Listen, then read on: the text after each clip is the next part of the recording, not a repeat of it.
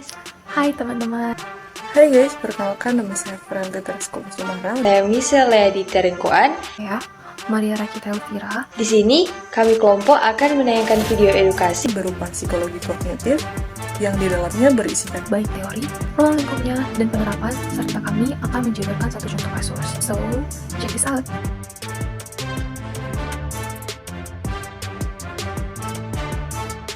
Baik, kita masuk pada materi yang pertama yaitu konsep teoritik neuroscience kognitif.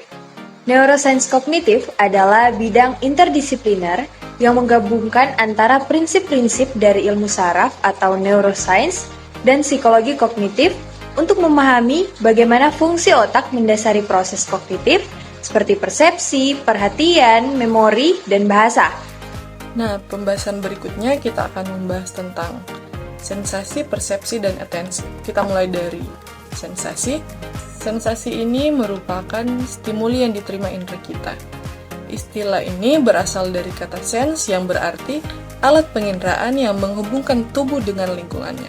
Sensasi ini merupakan pengalaman elementer yang segera yang tidak memerlukan penguraian verbal, simbolis atau konseptual, dan terutama berhubungan dengan. Selanjutnya kita akan membahas tentang apa sih ini persepsi. Persepsi ini merupakan proses mengartikulasi sensasi untuk memberikan informasi. Nah, menurut Maria Susanti, ada 4 komponen dalam persepsi ini.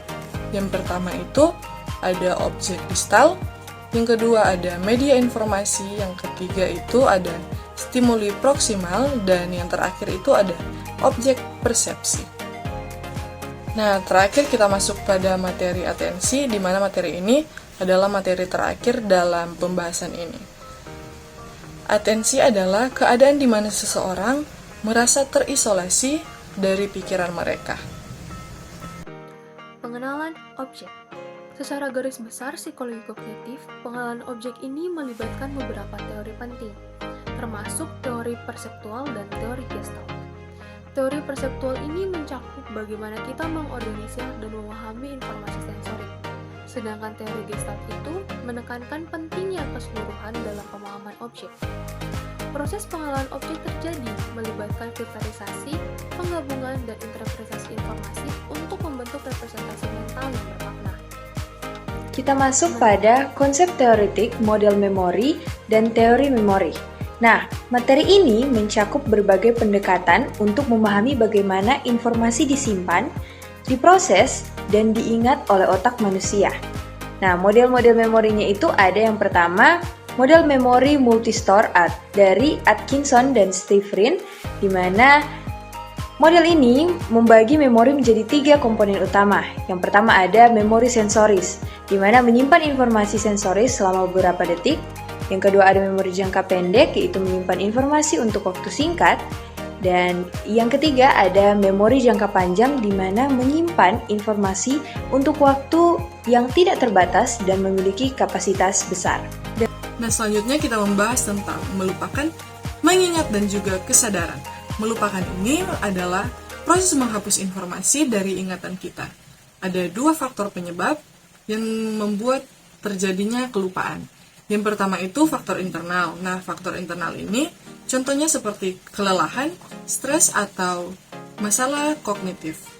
Dan juga ada faktor eksternal, seperti contohnya ada pengaruh dari luar atau pengaruh dari lingkungan, juga seperti suara atau gangguan-gangguan visual. Sekarang kita masuk pada mengingat. Kebalikan dari melupakan. Nah, mengingat ini adalah proses menyimpan informasi dalam memori. Ada beberapa faktor yang menyebabkan. Yang pertama itu repeat atau mengulang informasi berulang kali. Dan yang kedua ada faktor emosi atau informasi yang berkaitan dengan emosi lebih mudah diingat. Dan yang terakhir itu ada asosiasi. Asosiasi ini adalah sesuatu yang menghubungkan data dengan data lainnya. Nah, kita masuk pada materi terakhir dalam pembahasan ini, yaitu tentang kesadaran. Kesadaran sendiri merupakan proses memperhatikan dan memahami informasi yang ada, dan dalam kesadaran ini juga ada 2 hal yang menyebabkan terjadinya kesadaran. Yang pertama itu ada pengalaman, dan yang kedua ada pengenalan. Jadi, kita akan membahas representasi visual dan lisan.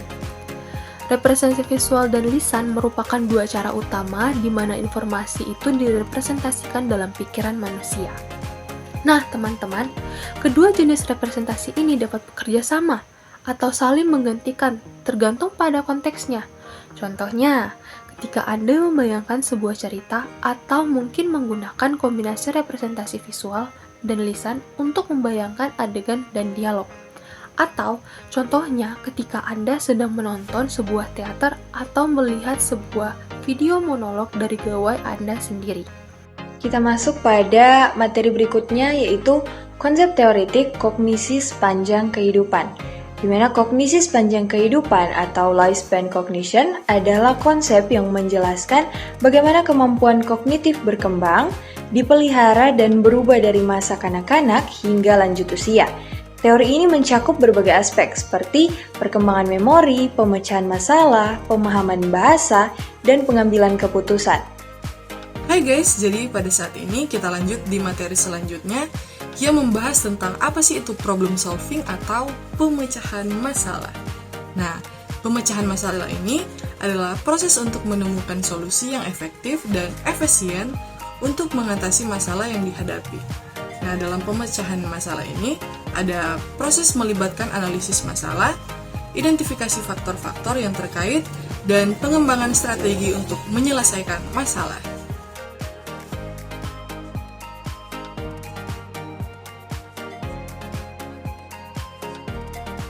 Langkah-langkah dalam pemecahan masalah. Yang pertama, tentukan masalah yang dihadapi. Yang kedua, analisis masalah untuk memahami faktor-faktor yang terkait. Yang ketiga, identifikasi faktor-faktor yang terkait. Yang keempat, pengembangan strategi untuk menyelesaikan masalah. Yang kelima, implementasi strategi yang telah dipilih. Dan yang keenam, melakukan evaluasi hasil yang diperoleh setelah implementasi strategi dan identifikasi apakah masalah tersebut sudah terpecahkan atau belum. Teman-teman, kita akan membahas kognitif bahasa.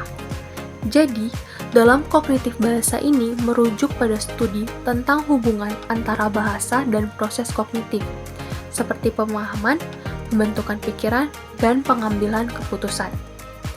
Salah satu contoh dari kognitif bahasa adalah studi tentang bagaimana kita memahami dan mengolah frasa atau kalimat secara mental saat membaca ataupun mendengarkan. Yang dimana melibatkan proses kognitif seperti pemrosesan sintaksis, pemetaan makna, dan pengambilan keputusan tentang makna yang dimaksud.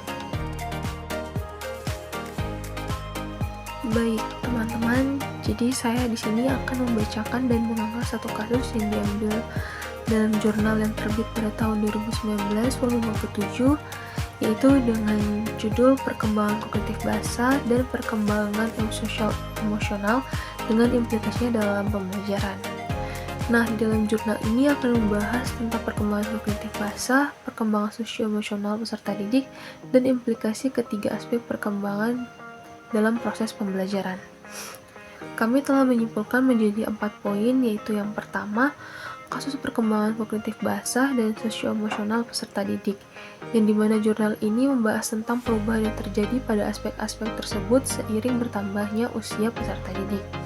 Yang kedua, ada kasus implikasi perkembangan kognitif bahasa dan sosio-emosional yang terhadap proses pembelajaran.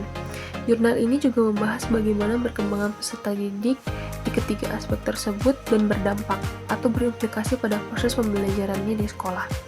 Yang ketiga, kasus pentingnya ini guru memahami perkembangan peserta didik. Nah, dalam jurnal ini menyebutkan bahwa guru itu harus memperhatikan diri dan memahami perkembangan siswa di berbagai aspek, sehingga dapat menyesuaikan proses pembelajaran dengan tingkat perkembangan siswa. Dan yang keempat, kasus teori perkembangan kognitif menurut Jean Piaget. Jurnal ini membahas teori perkembangan kognitif anak yang dikembangkan oleh Jean Piaget, yang dimana termasuk 4 tahap perkembangan kognitif menurut Piaget.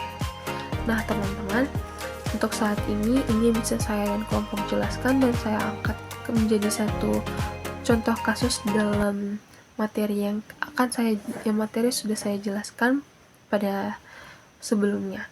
Terima kasih.